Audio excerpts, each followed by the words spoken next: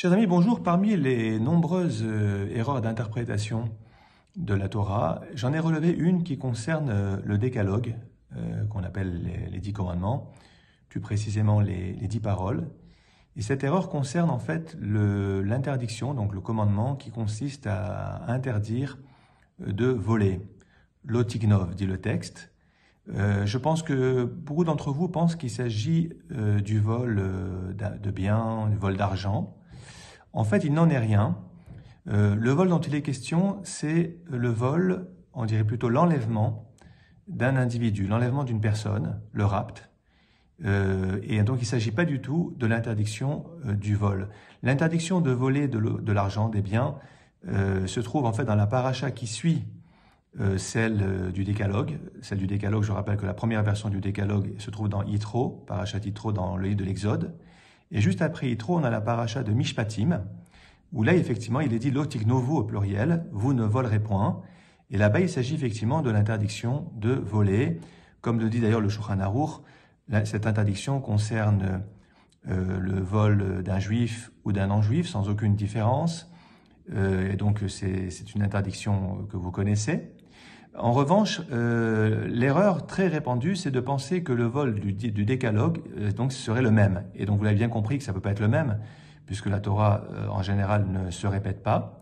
Et donc l'otignov désigne l'enlèvement, le vol d'une personne. Alors je vous explique comment cela est démontré par le Talmud. C'est que dans le Talmud, il y a dans les règles, ce qu'on appelle les règles d'herméneutique, les 13 règles d'interprétation d'un Tana qui s'appelait un maître de la Mishnah très connu, qui s'appelait Rabbi Ishmael, et que beaucoup lisent dans la prière du matin, vraiment dans l'introduction, avant Hachem Eler, avant Baruch Shamar, avant Odou même.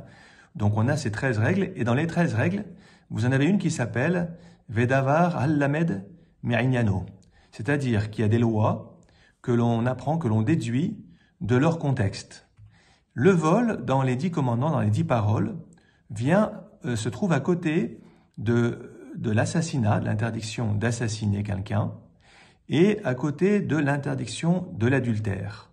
Or, comme vous le savez, ou peut-être que vous ne le savez pas, l'interdiction d'assassiner ou l'interdiction de l'adultère, ces interdictions sont punies par la mort, par la peine capitale.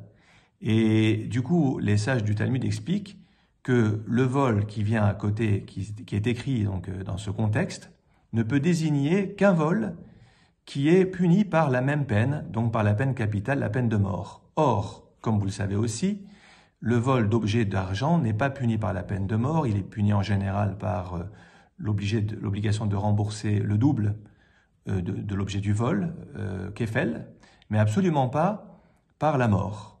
Le seul vol, si je peux dire, qui est condamné, où la personne qui le commet est condamnée à mort, c'est le rapt, donc le kidnapping, l'enlèvement d'une personne. Et de là, on déduit que dans les 10 commandements, eh bien, les 10 paroles, il s'agit d'un vol aggravé, si je peux dire, qui est l'enlèvement d'une personne.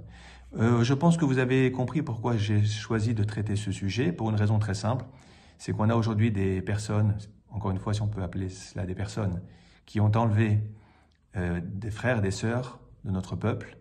Et vous l'avez compris, c'est très très grave.